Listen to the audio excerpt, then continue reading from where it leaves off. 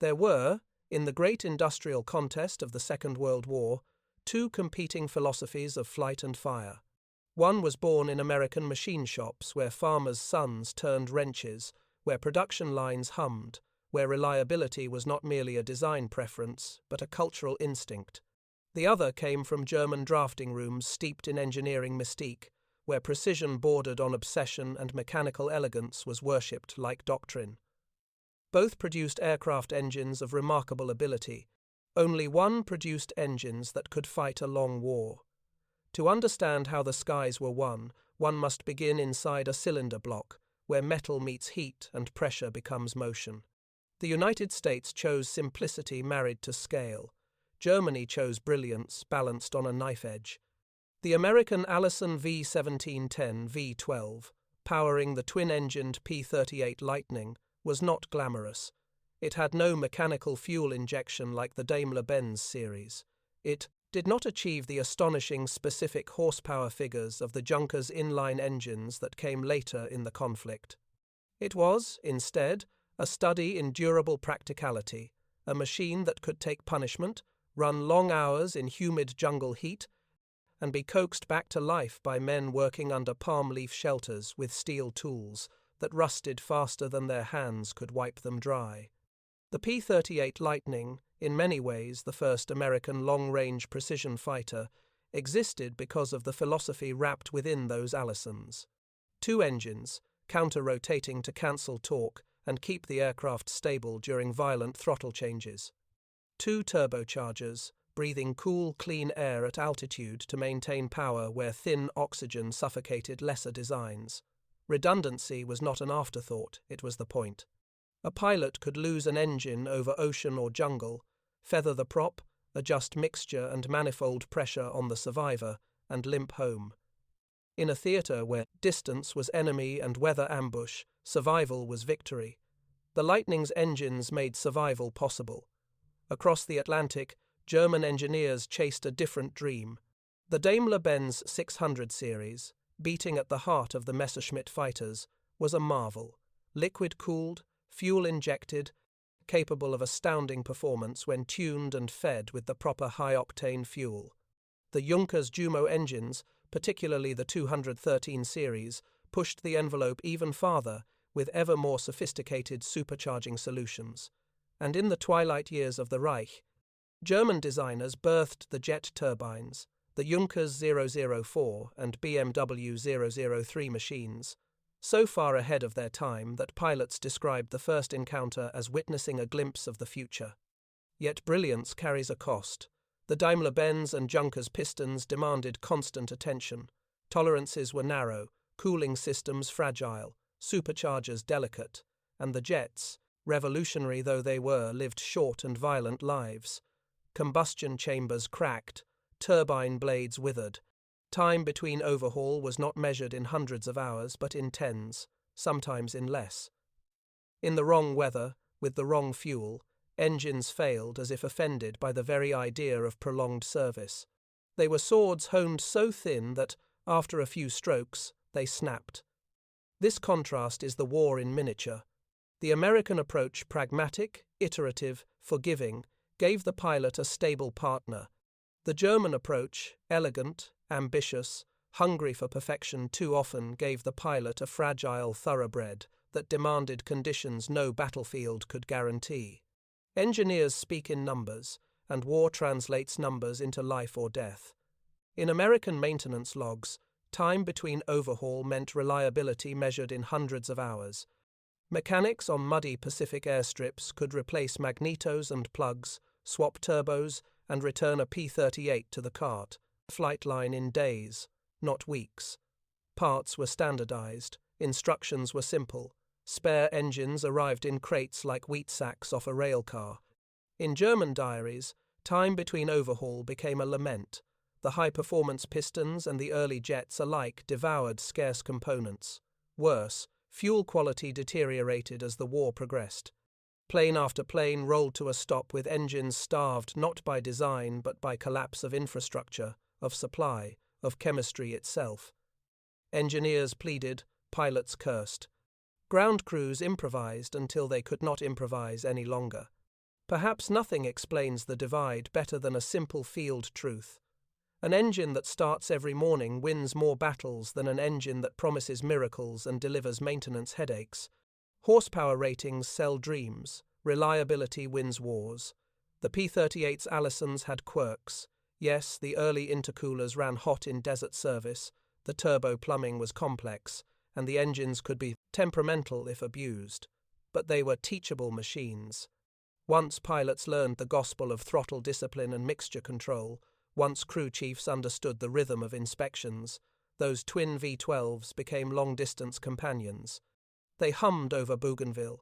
They roared in dives against Rabaul. They pulled fighters through cloud storms over the Solomon Sea.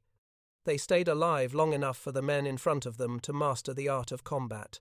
In Europe, American fighters would eventually wear Packard-built Merlin engines, themselves masterpieces of British design enhanced by American manufacturing capacity. But in the Pacific, the Allison V-17-10 proved something fundamental. Engineering excellence is not measured by peak output, but by sustained performance under the worst conditions the world can invent. Germany's quest for superiority produced machines admired and feared. Yet admiration is not endurance, fear is not frequency. When jets streaked across German skies in the war's final chapters, they symbolized genius, born too early and supported too poorly. Their turbines howled like fate, brilliant, brief, and doomed. Meanwhile, across oceans, Allisons beat with the steady cadence of factories and farms, of mass production and mass resolve. They flew again and again, until repetition became inevitability, and inevitability became victory. In the end, power is not merely thrust or torque or altitude performance. Power is the ability to fly today, tomorrow, and the next day, until an enemy who cannot keep his engines running has no planes left to send. The Americans built engines to endure. The Germans built engines to astonish. History remembers which philosophy conquered the sky. And it is in that contrast, in pistons ticking through endless cycles above steaming jungle strips and shattered Pacific atolls, that the quiet truth emerges. Simplicity, when backed by industry and discipline, becomes not modesty but might. April 1943. Guadalcanal's red clay airstrip steamed under sun and monsoon. Engines coughed awake in dawn's damp heat, magnetos crackling, supercharger turbines whining like distant sawmills. Here, far from snow-chilled German hangars and manicured concrete, the battlefield was mud, mold, and salt, the slow, grinding jungle corrosion that humbled theory and punished precision. War in the Pacific was not fought across neat roads or rail hubs. It sprawled across ocean distances so vast they warped imagination. From Espiritu Santo to Bougainville, from New Georgia to Rabaul, aircraft did not merely sortie, they voyaged. Flight hours stretched long, navigation demanded faith in compass and dead reckoning, and engines lived lives measured not in sleek bursts of combat, but in grinding hours of cruise, climb, heat soak, and salt-laden air. This was not a theatre for delicate ideas. It was a theatre for machines that could sweat and still breathe. The P-38, lightning settled into this world like a creature built for endurance. Twin Allisons thrummed, turbochargers inhaling Pacific sky, propellers clawing humid air. Pilots spoke of the aircraft as if it were alive, patient, steady, tolerant of mistakes, so long as its systems were respected. It was a machine that rewarded discipline more than daring. A pilot who flung open throttles carelessly could scorch a cylinder bank. One who mishandled mixture could invite detonation. But the pilot who learned the rhythm, the measured leaning of mixture, the careful dance of intercooler doors and turbo control discovered the secret. The lightning would carry him farther than most fighters ever dreamed of flying. In this theatre, distance itself became a weapon. The Japanese Zero was nimble, but its engine lacked supercharging for sustained altitude work, and its airframe sacrificed armor and self-sealing tanks. It was a sprinter with a glass jaw. The Lightning was a distance champion wearing steel-plated gloves. American pilots learned quickly that survival belonged to those who stayed aloft longest, who could pursue retreating enemies over water, who could find their way back when cloud, storm, and distance turned the horizon blank. And in that brutal school, the Allison earned its reputation not by newspaper speed claims, but by hours logged, cycles endured, and the return of pilots who otherwise would have vanished into the Pacific. German doctrine, built on the compact geography of Europe, never needed such range.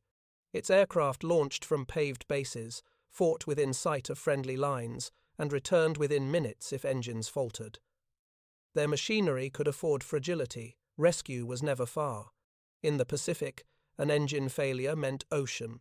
Ocean meant sharks, currents, drifting rafts, radio silence, and sometimes a gravesite only the wind remembered. Thus, reliability became more than engineering. It became oxygen. Maintenance crews learned it the same way. In Europe, German mechanics worked in depots with specialized tools, parts bins, and machine shops. In the Solomon Islands, American crew chiefs worked under canvas, or no roof at all, wiping condensation from wrenches, fighting rust with oil and stubbornness, improvising when crates of spares lagged weeks behind demand. A cracked intercooler line might be sleeved and clamped with copper tubing scavenged from a fuel drum. A blown gasket might be cut from oil-soaked cardboard, a trick a farmer's son learned on tractors and exported to war, and the Allisons accepted this field medicine. They tolerated less than perfect coolant. They ran on avgas, adulterated by humidity and tropical heat. They suffered through hours-long patrols where pilots sweated in cockpits thick with the smell of hot electrics and oil. Contrast this with German jet turbines, miraculous yet mortal, devouring rare alloys and screaming themselves to death in tens of hours. The Pacific punished extravagance. Practicality alone prevailed. Here, horsepower numbers meant little. What mattered was mission hours. What mattered was return flights, after escorting bombers over jungle ranges, where Japanese outposts lay coiled like snakes. What mattered was that when orders came to fly 8 hours, land, refuel, rearm, and fly again, the engines answered. It was in this crucible that Operation Vengeance, the mission that would seek Admiral Yamamoto across open ocean, gestated. Not in a laboratory, not in factories, but in daily sorties that proved the aircraft could survive the most unforgiving geography of the war. Pilots learned that in sudden storms they could trust the engines to hold power, that on long climbs above cloud shields turbos would continue to breathe, that if one engine sputtered, the other would not betray them, that if flak tore coolant lines, the air-cooled survival instinct of rugged design kept combustion steady long enough to withdraw. Germany, in 1940. 3. Chased new wonders. Inline precision engines wrung tight as violin strings, jets promising tomorrow at the cost of today. America, by contrast, built machines that could be barn-serviced in a jungle.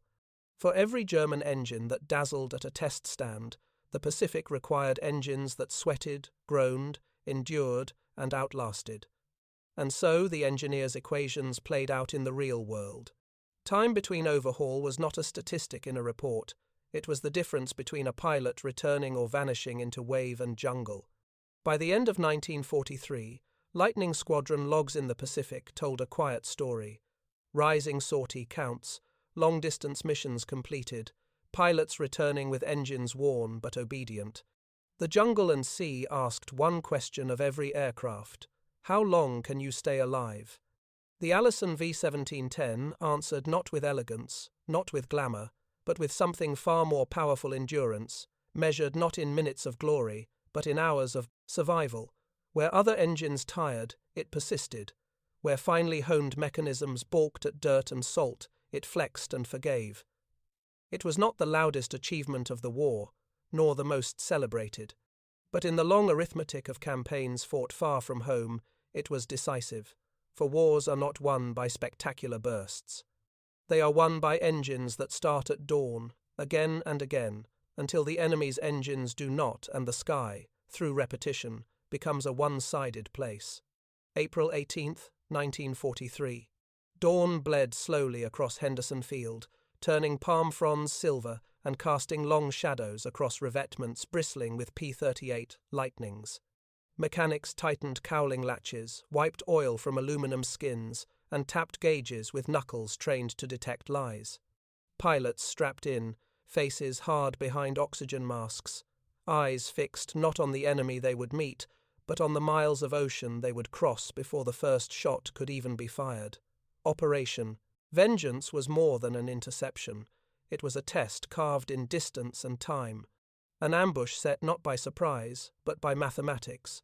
Fuel range, true airspeed, wind drift, engine power settings, and navigation precision measured to the minute. To reach Admiral Isoroku Yamamoto, the architect of Pearl Harbor, the Lightnings would fly a route so long and so low that nearly every aircraft then flying in the Pacific would have run dry before reaching the target. There would be no escorts, no radio chatter, no navigational beacons, no turning back, and there would be no mercy from the Pacific. The Lightnings lifted off one by one, engines rising from idle rumble to climbing roar.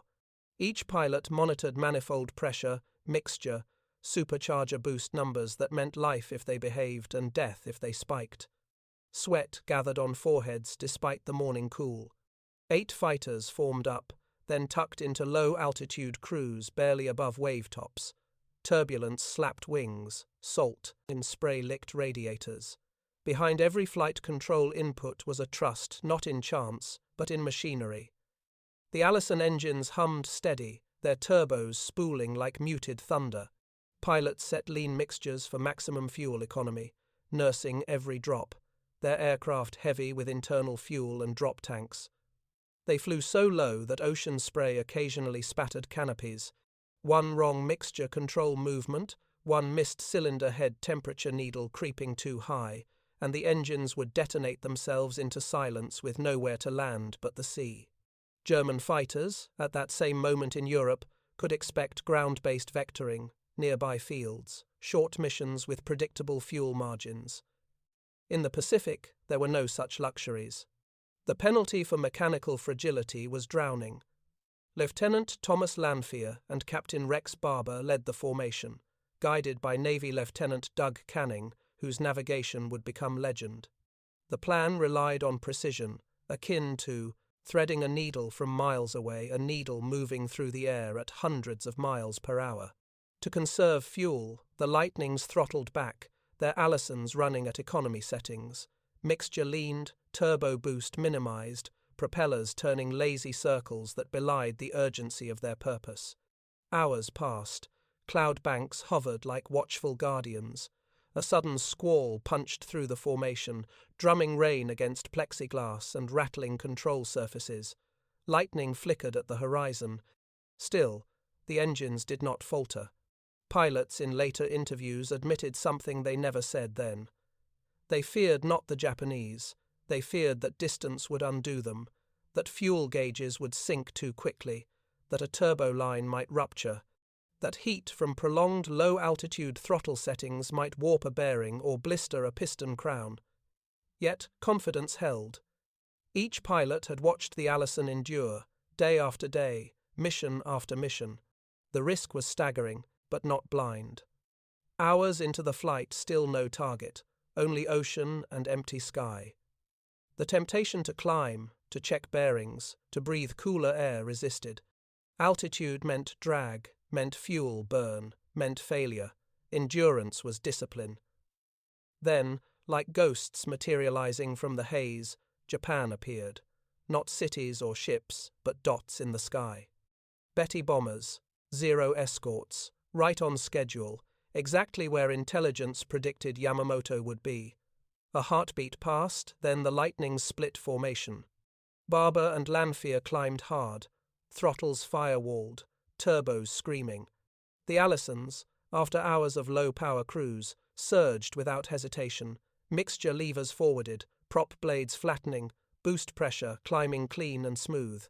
No cough, no sputter, no delayed obedience. The engines that had loafed politely over ocean now roared like predators unleashed. Barber's cannon and machine guns chattered first, streaking tracers toward Yamamoto's bomber. The Japanese, admiral's aircraft rolled, shuddered, dropped. Flames trailed through the canopy line of Bougainville's jungle. The architect of Pearl Harbor died not in a fleet command room, but in leaves and ash, killed by men who had crossed an ocean in machines built for patience more than glory. The dogfight that followed was brief. The Zeros fought with agility and courage, but the Lightnings escaped faster, climbing harder, diving like twin-engined arrows driven by industry rather than myth. When the last tracer faded, the true enemy reappeared: distance. Fuel gauges dipped lower. Men checked mixture again, leaned further, tucked back to wave height. Radios silent, engines steady, hearts aware that victory meant nothing if the Pacific decided otherwise. Yet hour after hour, cylinder heads stayed within limits, bearings held, turbos breathed clean. At last Henderson Field reappeared dirt, palm trees, truck salvation. One by one, the P-38s landed. Tires kissed earth. Engines idled, then quieted. Oil streaked from cowl seams. Exhaust stacks glowed faintly. Pilots climbed down stiff-legged, hardly jubilant at first, too tired, too aware of the narrow line between triumph and ocean grave. Only later, whispers became words, and words became legacy. The mission succeeded not just because of planning or bravery, but because engines designed in American shops ran hour after unforgiving hour, then still found strength for combat at the end. Japan's finest strategist fell to gunfire, but the greater truth lay in the unglamorous hum that carried those guns to him. A war of ideas had played out in pistons and fuel mixture screws. Germany's racehorse engines would never have survived such a mission in such a theatre. America's workhorses did. On that April day, victory tasted like exhaust and salt, like oil and determination. The Pacific had asked its question again: who can endure? And the answer arrived on two wings, carried by engines that refused to quit. Long wars reveal truths, short wars never touch. Battles may reward daring, but campaigns reward endurance, and endurance lives in the quiet arithmetic of machinery. After Operation Vengeance, the legend of the P-38 Lightning rose, but engineers and mechanics understood something deeper. The mission had not only killed an admiral, it had proven a philosophy. It showed that victory belonged not to the engine that dazzled in demonstration, but to the engine that could run long enough to make history. By mid-1943, the Pacific had become a test bench, stretched across ocean and heat, storms and coral. The Americans were not fighting for towns or rail junctions. They fought for islands lost in vast blue, names barely known even to maps. Vella La Vella, Rendova, Bougainville, Green Island. Each new airstrip carved into jungle became a fulcrum of pressure against Japan. With every mile gained, distance lengthened, supply lines stretched, maintenance demands multiplied. Pilots flew sorties measured in hours, not minutes. And every hour asked the same silent question of the Allison V-17-10. Can you keep going? Often, the answer came in the form of a mechanic leaning over an open cowling, sleeves rolled, pencil behind ear, sweat cutting rivers through oil grime. They worked under dripping tarps, under burning sun, by flashlight and cigarette glow. They changed plugs in rain, torqued head bolts, while mosquitoes gnawed at necks, wiped condensation from magnetos before dawn takeoffs. They drained oil thickened by humidity and replaced filters clogged by dust carried from coral runways. And still the engines ran. Time between overhaul, that clinical engineering measure, became something almost emotional in the Pacific. German manuals spoke of meticulous scheduled maintenance, specialized tools, laboratory clean service bays. American manuals, thick and stubbornly practical, spoke of how to keep a machine alive when the war did not. Pause for parts shipments. Scheduled maintenance mattered, but improvisation mattered more. Mechanics cannibalized busted engines, fabricated brackets from bomb crate metal, rewound wiring by hand, sharpened tools on coral when stones ran out. No one romanticized the work. It was grease, blood, tropical fungus, coral rash, unending motion. But it worked. Engines that should have broken after so many hours did not. Pilots came home on engines patched like soldiers' uniforms.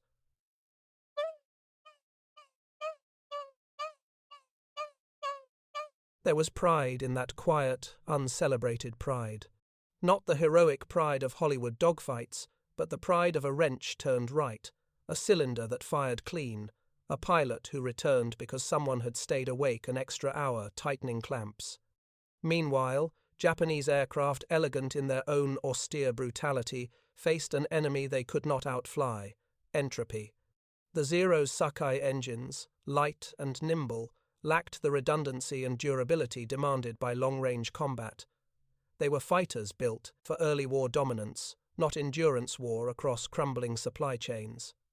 As the conflict dragged on, fuel quality worsened, maintenance ground down, spare parts dwindled. Engines that once purred began to stutter. Bearings scored, superchargers whined like wounded dogs. Engines failed mid-mission, and the Pacific did not forgive failure. Germany, too, suffered under the tyranny of high performance without industrial depth to sustain it. Their liquid-cooled inline engines, the pride of Stuttgart and Dessau, needed precision tools and constant attention. When Allied bombs shattered supply lines and factories, maintenance collapsed. In the final years, German fighters took off with engines that had run far beyond safe hours, because there was no choice. Piston rings cracked, coolant leaked, fuel quality crumbled. Jet turbines screamed and died in tens of hours, sometimes in single-digit hours, victims of heat and scarcity. Germany had built engines that required a stable world. War, increasingly, offered the opposite. In the Pacific, the opposite philosophy held: build engines that would outlast chaos. By late 1943, pilots trusted their Allisons with a devotion bordering on superstition. They knew the engines would complain temp needles creeping, oil pressure flirting with red lines, but they also knew the engines would try to survive. A pilot could coax them, baby them, whisper through throttle and mixture and prop pitch, and the engines responded like tired but loyal beasts, and the results were undeniable. Squadron logs told stories not through flourish but through frequency. Sorties flown per airframe rose, engine failures remained rare, missions lengthened. Where enemy aircraft engines wore down, American engines wore in. Even the pilots who transitioned later to P-51s, sleek, fast, refined, remembered the P-38 as something different. The Mustang was a racer, the Lightning was a partner, it forgave, it persisted. It brought men back limping but alive. Too many bullet holes to count. One engine feathered, wings patched like quilt squares yet home. Engineers in America understood something Germany never fully embraced. Simplicity scales, reliability multiplies, endurance wins. A single mission might be decided by speed or climb. A campaign, a theatre, is decided by hours and maintenance cycles, and how many times a machine can be asked to perform before it collapses. The Allison V-1710 was not flawless, it was not glamorous, but it answered the only question that mattered in the Pacific. Can you still fly tomorrow, and the next day? And after 8 hours skimming waves, and after salt and heat and rain and neglect and improvised repairs, a war is not won on paper horsepower. It is won in the cumulative miracle of engines that start each morning despite everything conspiring to stop them. Germany's engines dazzled, America's engines endured, the Pacific, unfeeling, vast, merciless, chose endurance. And so history moved not on thrust or octane alone, but on the stubborn heartbeat of machinery built not to impress juries of engineers, but to survive the worst conditions men could throw at it. Wars end. Legends fade. But the lesson remains as clear as a lean mixture needle trembling at cruise over open water. In the longest battles, the simple engine that keeps running defeats the perfect engine that breaks. Victory in the Pacific was not only measured in kill ratios, sortie counts, or wreckage burning on jungle airstrips. It was measured in wrenches, grease rags, spare spark plugs, and the aching backs of men who never fired a bullet yet bent the war in America's favor. The quiet chorus beneath every triumphant mission report was the rhythmic clank of tools in hands that rarely slept. They were not aces. They did not receive parades. But they kept engines alive long enough for aces to be born. By late 1943, the P-38 Lightning had become the scalpel of the Pacific, precise, far-reaching, and relentless, but only because it was supported by an invisible legion of maintainers. In Europe, where airfields boasted hangars, concrete, and machine shops, engineering excellence wore clean gloves and carried precision micrometers. In the Solomons, engineering excellence wore mold-stained fatigues and fought a daily war against rust, rot, and tropical decay. Those men fought not the Japanese, but the jungle itself. Humidity turned wiring looms into corroded vines. Rain poured into carburetor intakes between sorties. Salt air crept into turbochargers, pitting turbine blades and dulling compressor vanes. Grass landing strips hid coral shards sharp enough to puncture oil coolers and radiator lines. No part of an aircraft remained clean for long. No bolt stayed dry. No lubrication stayed fresh. Metal sweated, rubber swelled, cloth wiring looms softened like bread left in water. And in that world, the Allison engines proved their worth not because they never failed, but because they failed predictably, repairably, forgivably. Each V-1710 was a mechanical promise that if you gave it oil, fuel, coolant, and patience, it would try again tomorrow. The Pacific was a crucible, and engines that could not abide imperfection perished. The Zero Sakai engines, for all their early war superiority, suffered in the long-haul saltate at their carburetors, jungle insects nested in air intakes, and replacement parts arrived like rare birds, whispered about but seldom seen. German engines so precisely machined that any contamination acted like poison would have withered here. The tropical rain would have claimed them as surely as flak. Instead, it was American iron that adapted, robust metallurgy, rugged crankcases, magnetos shielded from moisture, fuel lines armored with insulation, turbos that could breathe humid air without choking. Yet even the best engine cannot maintain itself. So mechanics worked. Hour after hour, line after line in maintenance logs, told the story of war not in explosions, but in effort. Cylinder bank inspected serviceable. Turbo seals cleaned okay. Oil flushed twice, tropical contamination suspected. Replaced 2 spark plugs corrosion. Aircraft ready. Those entries appear mundane.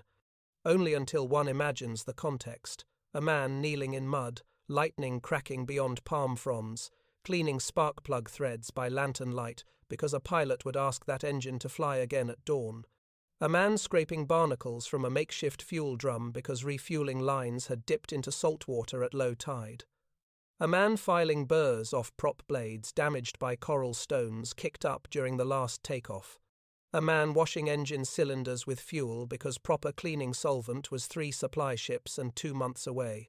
And all the while, in every squadron tent, at every briefing table, commanders studied fuel charts and engine hour sheets as carefully as they studied enemy strength. For in the Pacific, range was strategy.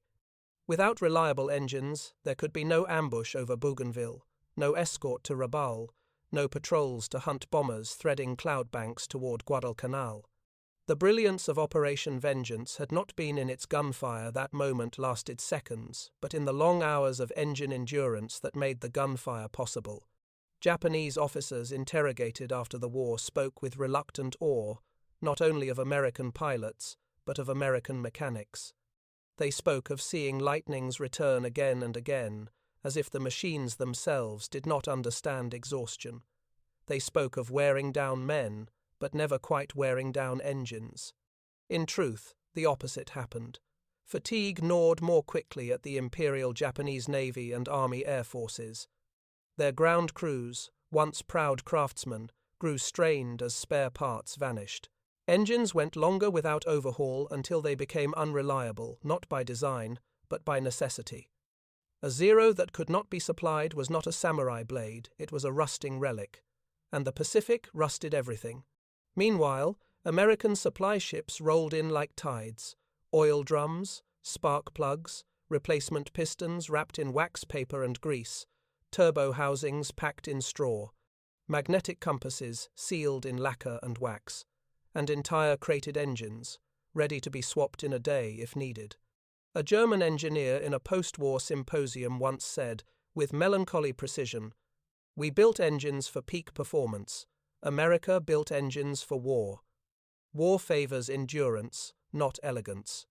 And endurance favors machines that ordinary men can keep alive in awful places." So, when a pilot thumbed his starter switch in the half-light of morning, when prop blades arced into motion, when engines coughed, then stabilized into smooth, rumbling life, it was not only engineering that had succeeded. It was every tired hand that wiped oil from a magneto, every improvised gasket cut from a ration crate, every gallon of fuel cleaned through a canvas screen, every bolt retorqued, every spark plug dried over a lantern. Engines do not simply run, they are kept running. And that more than horsepower charts, more than maximum ceiling, more than supercharger curves or boost ratings is what wins wars. No pilot, however skilled, can dogfight in a machine silent on the runway. No strategy, however brilliant, can unfold if engines refuse to turn. In the Pacific, machines and men shared a truth older than aviation itself. The Allison V-17-10 was not perfect, but it woke up each day in sweltering jungle heat and said, "Again." And in a war where distance killed nearly as many men as bullets, that one word carried an empire's fate.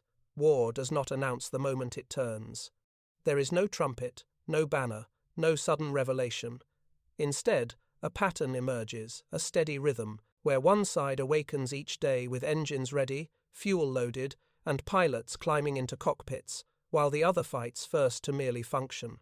By late 1943, American aviation commanders understood what the Pacific had proven beyond debate. Reliability was not simply a mechanical virtue, it was strategy. Every hour an engine ran without failure stretched America's reach another mile, extended pressure another day, and strained the Japanese war machine another turn past its breaking point. This was not luck. It was deliberate design. It was industry harnessed to logic, supported by shipping lanes that fed islands with crates, and powered by an army of ground crews working with stubborn devotion. It was the quiet realization that wars of attrition are not won by who flies the fastest, but by who can afford to fly the longest. And so, after Operation Vengeance, American commanders launched a series of post-mission technical reviews not to celebrate, but to extract lessons. They examined oil analysis reports, cylinder head temperature trends, turbo performance logs, lubrication breakdown studies, and spark plug fouling rates. They interviewed pilots, but more importantly, they interviewed crew chiefs. What held? What nearly failed? What must be modified before the next mission? The answers built a new doctrine: operational reliability as deliberate war planning. The P-38's engines had survived hours of sea-level cruise, violent ascents into combat, burst-fire engagements, and emergency climbs home, all within a single mission. So the United States Army Air Forces doubled down. They improved turbo seals. They added better ignition harness insulation. They adjusted recommended mixture settings for tropical operations. Supply officers pushed harder to ensure spare parts flowed like ammunition. This was how America fought. Fix the problem before it becomes fatal. Improve systems in the field. Listen to the mechanics. Learn. Iterate. Apply. Across the Pacific, Japanese reports told a very different story. Captured diaries of Japanese aviation officers revealed desperation, engines failing due to sand ingestion, spark plugs fouling from poor fuel refining, turbos failing when moisture pitted bearing races, pistons scouring from inadequate lubrication stock. Pilots returned trembling not from fear of enemy fighters, but from fear of their own machinery giving out over endless water. One naval aviator wrote in late 1943, "Our engines protest each hour we ask of them. The Americans ask hours beyond hours, and their engines obey." And worse, the Japanese lacked fuel to even practice solving the problem. Maintenance crews learned through failure, not training. Engines sat idle so long corrosion began inside cylinders. When combat orders came, aircraft engines were asked for peak effort after weeks of neglect, a death sentence in mechanical form. America had the luxury of maintenance cycles. Japan had the burden of hope. Meanwhile, American engineering teams in the Pacific sent reports back to stateside factories. Allison engineers in Indianapolis received field memos describing humidity-driven electrical issues, recommending modified gaskets and sealed ignition conduits. Turbo specialists studied field data showing corrosion and developed improved stainless steel piping. Radiator engineers redesigned coolant caps for jungle conditions to prevent boiling during ground idling. This was not improvisation, it was industrial learning in real time. The result? By 1944, the Allison V-1710 in Pacific service achieved something almost unimaginable in wartime conditions, increasing reliability as the war grew harsher. Engines that had once required strict servicing intervals now routinely exceeded them because field experience had refined usage technique. Pilots grew intimately familiar with mixture settings, turbo lag, quirks, intercooler flap habits, and oil temperature rhythms. The Allison was no longer simply a product, it was a partnership. German engineers would later marvel at this evolution. At a 1962 United States-Japanese Aviation Symposium, a German propulsion specialist remarked, bitterly admiring, "We built engines that performed beautifully if treated perfectly. America built engines that fought in hell." He did not exaggerate. In Germany, fuel refineries burned, supply chains frayed, and engine metals lacked alloying elements cut off by blockade. Training flights shrank. Engines were hurried, starved, stressed, and sent into combat half-ready. In the Pacific, the opposite unfolded. More flights, more data, more corrections, more spares, more reliability. America did not win because its pilots were luckier or its airplanes magically sturdier.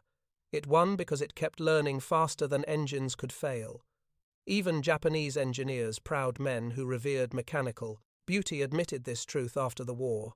One engine designer told Allied interrogators, "We believed superior pilots and perfect machines would win. You built machines that 1,000 imperfect conditions could not stop." The P-38 Lightning's success was not just a tale of daring raids, long-range escorts, or twin-engine climbs into storm clouds. It was a story of thousands of hours where engines hummed in the background while men navigated jungles, waves, and cloud banks in silence. Because reliability is quiet. It does not roar or dive or breathe fire.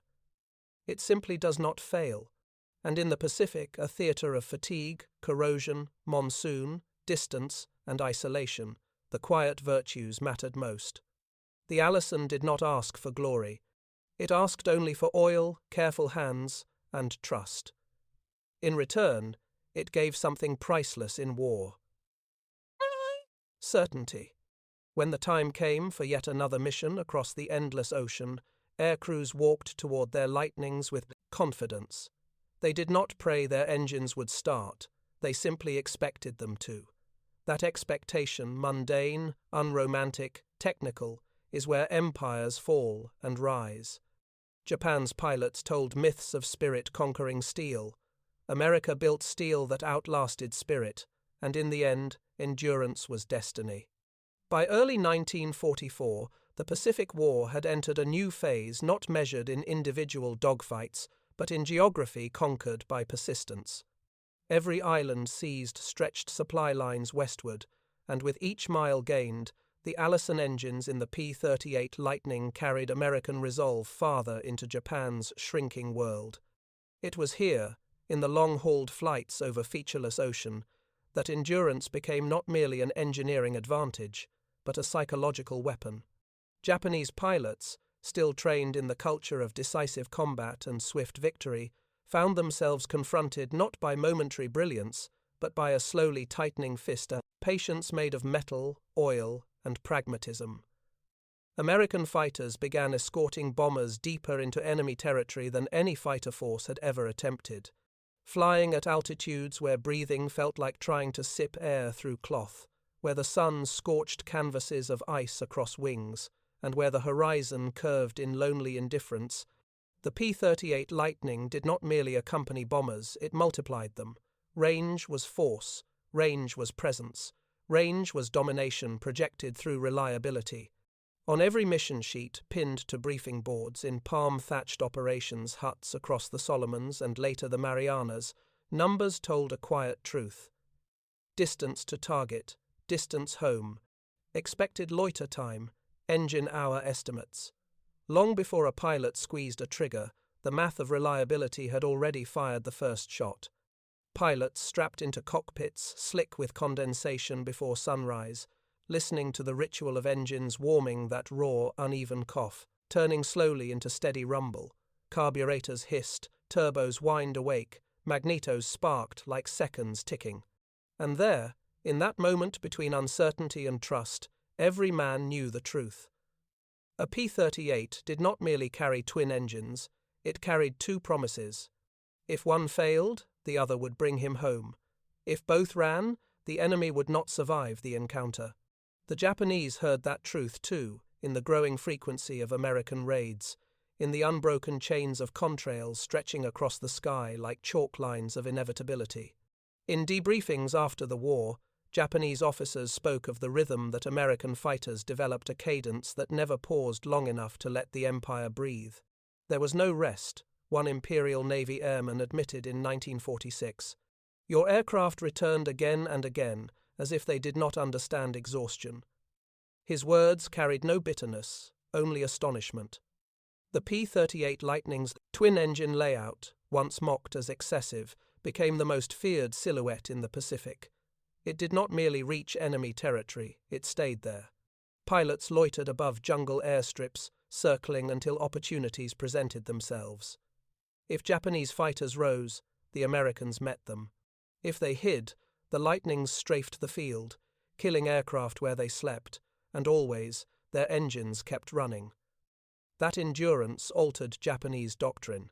Airfields began dispersing aircraft under jungle camouflage, but dispersion slowed reaction time.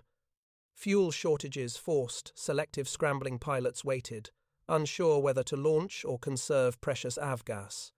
Engines that had once roared defiantly now coughed reluctantly, starved of proper maintenance and oil quality. Mechanics worked miracles, but miracles cannot be ordered like spare parts.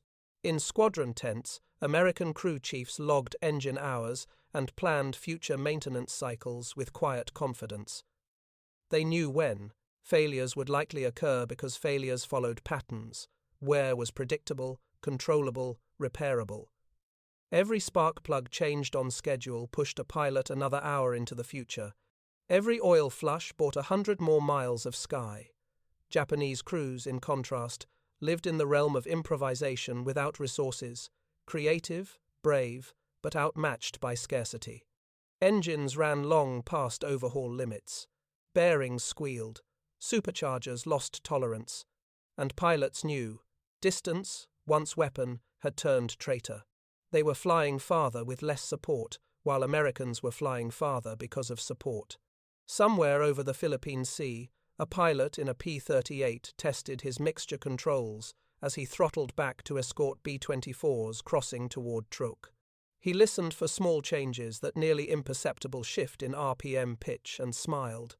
The engine answered him like an old friend, not elegant, not glamorous, but steadfast. His squadron leader once told, "Trust the engines. They were built by men who expected the world to fight back." Meanwhile, a Japanese pilot sitting in the shade beside his Zero feared the sound of his starter crank. If the engine caught, perhaps today he might live.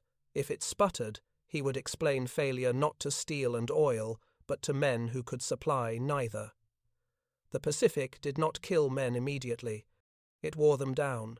The sun bleached resolve, salt corroded faith, storms drowned optimism. And in that slow war, a marathon disguised as combat, the difference between philosophy and fantasy became unmistakable. The United States designed machines to endure.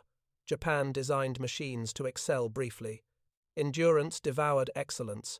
Hours became miles. Miles became missions. Missions became islands taken, airfields seized, shipping lanes strangled, and confidence shattered. As the P-38 pushed westward, its engines humming their utilitarian hymn, Japanese commanders realized what their engineers had long feared. And a world at war does not reward beauty. It rewards the machine that still runs at dusk after flying since dawn. Tomorrow, pilots would again walk toward gleaming propeller blades, check their watches, and tighten their harnesses. Engines would cough, then settle. Waves would sparkle beneath wings. Jungle would recede, and the horizon, always receding, always waiting, would bow before endurance. Because long before the final battles began, the Pacific had already whispered its truth. Victory belongs not to the first engine to roar, but to the last engine still turning. By the autumn of 1944, the Pacific War no longer turned on tactics, valor, or even strategy alone, it turned on fuel. Tankers burned before reaching port, refineries lay in ruins.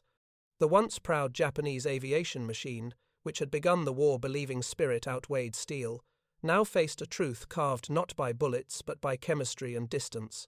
American commanders understood this long before Tokyo did.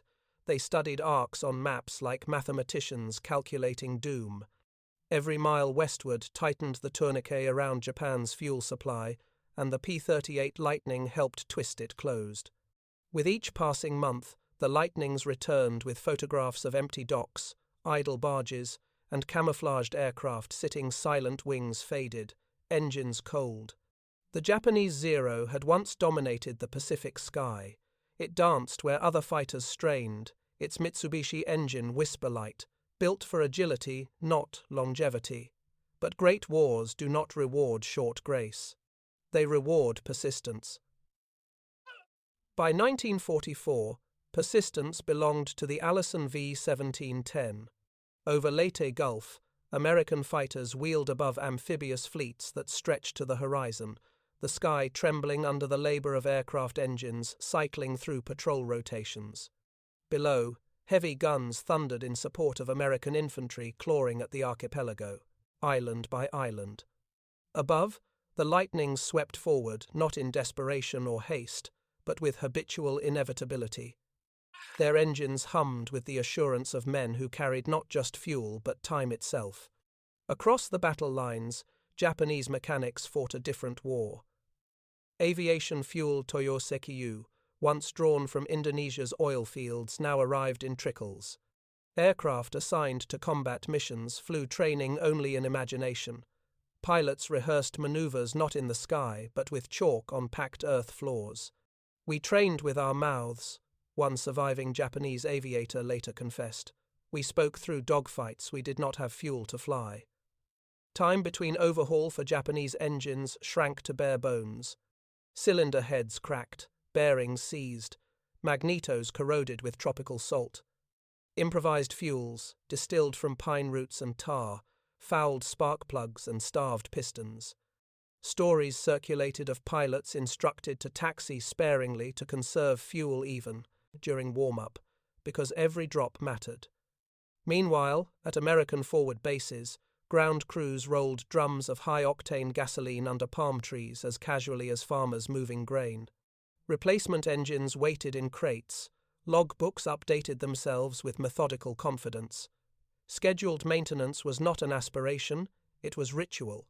Colonel Charles MacDonald of the 13th Air Force once remarked after stepping from his P-38, "We do not fly on gasoline alone. We fly on spare parts and the men who never let us run out."